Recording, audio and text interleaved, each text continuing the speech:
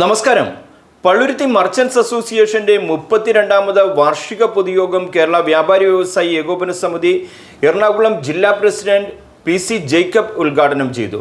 Unit president delight Paul അധ്യക്ഷത വഹിച്ച യോഗത്തിൽ കേരള വ്യാപാരി വ്യവസായി ഏകോപന സമിതി സംസ്ഥാന ജനറൽ സെക്രട്ടറി ദേവസ്യ മേച്ചേരി മുഖ്യ പ്രഭാഷണം നടത്തി. ജില്ലാ ജനറൽ സെക്രട്ടറി AJ റിയാസ് മുഖ്യ അതിഥിയായിരുന്നു. വർഗവർണ്ണ രാഷ്ട്രീയമില്ല എന്ന് പറഞ്ഞപ്പോൾ ഇവിടെ കൂടിയിരിക്കുന്ന എല്ലാവരും ഏകമനസ്സും ഏകോദര സഹോദരങ്ങളെ പോലെയാണ് ഇവിടെ കൂടിയിരുന്നത്. അതിനകത്ത് ഭിന്നത വേറെ പറയാനില്ല. നമ്മുടെ ഭരണഘടനയ്ക്ക് അന്തസ്സത്ത സൂക്ഷിച്ചുകൊണ്ട് തന്നെ നമുക്ക് രാഷ്ട്രീയത്തിൽ ഒരു സമ്മർദ്ദ ശക്തിയായിട്ട് വളരാനുള്ള കെൽപ്പുണ്ട് നമ്മുടെ സംഘടന. എന്നാൽ റവന്യൂ വരുമാനത്തിന്റെ 70% പ്രതിഫലമില്ലാതെ കഞ്ഞാകുന്ന സംഘടന നമ്മുടേതാണ്. ഏറ്റവും വലിയ തൊഴിൽദായക മേഖല നമ്മുടേതാണ്. ഏറ്റവും കൂടുതൽ പണിയെടുക്കുന്നവർ നമ്മളുടെ കൂട്ടത്തിലുണ്ട്. ഭൗതിക ശേഷിയുണ്ടോ സാമ്പത്തിക ശേഷിയുണ്ടോ പിന്നൊക്കെമല്ല. നമുക്ക് എന്തിന്റെ കുറവാണുള്ളത്? എന്തുകൊണ്ടാണ്? ഒറ്റ കുറവേ ഉള്ളൂ, ഒരു ആത്മധൈര്യമില്ല. സംഘടനാ ശക്തിയുണ്ട്, അതിനൊത്ത ഒരു ആത്മധൈര്യം നമുക്ക് സമ്മാനിക്കാൻ കഴിയില്ല. ഇന്നും ഞാൻ സംഘടനയെ തിരിച്ചറിഞ്ഞിട്ട് അത് ചുരുക്കും. അതാണ് എന്റെ കുറവ്. നമ്മൾ സംഘടിതമായിട്ട് വിചാരിച്ചാൽ നമ്മൾക്ക് രാഷ്ട്രം ഭരിക്കാൻ പോകേണ്ടതാണ്. ആ ലക്ഷ്യത്തിലേക്കല്ല വാക്കുകൾ വരുന്നത്. നമ്മളൊരു വോട്ട് ബാങ്കായിട്ട് മാറും.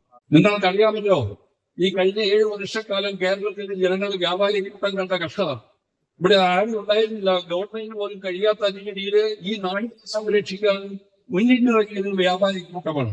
സർക്കാരിൽ നമ്മൾ സർവസ്വം സമ്മാനിക്കുന്ന വ്യാപാരി കൂട്ടത്തിൽ നിന്നാണ്.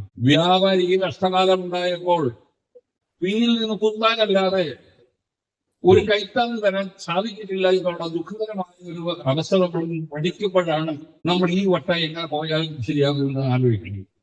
ഈ യൂണിറ്റിൽ വന്നപ്പോൾ നിങ്ങളുടെ പ്രസിഡന്റ് ആമുഖമായി പറഞ്ഞത് 2 കോടിയിലധികം വില വരുന്ന വ്യാപാര ഭവൻ ഒരു മാസത്തിനകം സ്വന്തമാക്കാൻ വേണ്ടി പോകുന്നു.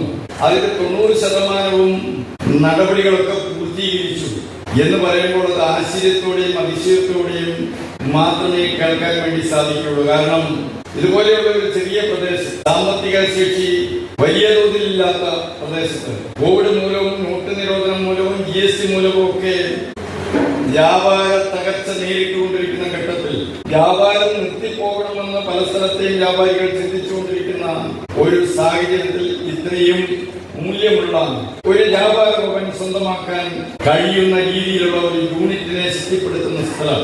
സ്വന്തമായി വ്യാപാരികൾക്ക് വേണ്ടി യൂണിറ്റ് അടിസ്ഥാനത്തിൽ യൂണിറ്റ് ക്ഷേമ പദ്ധതി രൂപീകരിച്ചുകൊണ്ട് 1 ലക്ഷത്തിലധികം രൂപ ഒരു യൂണിറ്റ് കമ്മിറ്റി കൊടുക്കുന്നത് എനിക്ക് ജീവിതത്തിൽ ആദ്യമാണ് കേൾക്കാൻ കഴിയും. പ്രതീക്ഷകൾക്കപ്പുറം നമ്മളൊരു പുതിയ വ്യാപാര ഭവൻ വാങ്ങുവാനുള്ള തയ്യാറെടുപ്പിലാണ്. നിങ്ങൾക്ക് ഏവർക്കും അറിയാം. അതിനു വേണ്ടിയിട്ട് കഴിഞ്ഞ ഡിസംബർ മാസത്തിൽ ഒരു പൊതുയോഗം വിളിച്ചു കൂട്ടിയിരുന്നു. ആ തീരുമാനപ്രകാരം നമ്മൾ ഏതാണ്ട് 2 കോടി 10 ലക്ഷം രൂപയോളം ചെലവ് വരുന്ന ഒരു വ്യാപാര ഭവൻ മിക്കവാറും ഏകദേശം ധാരണ ചെയ്യുകയാണെങ്കിൽ ഈ മാസം നമ്മൾ രജിസ്റ്റർ ചെയ്യും.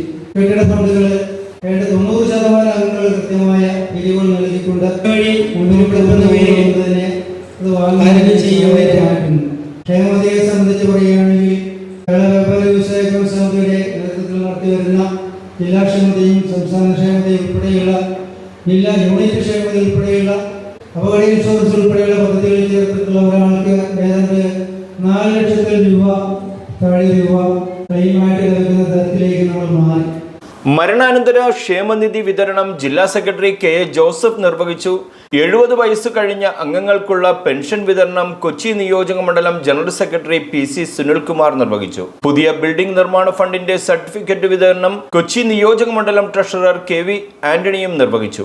Association general secretary Thomson Jose PP, ട്രഷറർ P Vijayan, MK Aboobacker, CR Josy, KD Sajeev, PK Hasainar, S Kamaruddeen, KM Munseer, V Mahesh എന്നിവർ ചടങ്ങിൽ സംസാരിച്ചു.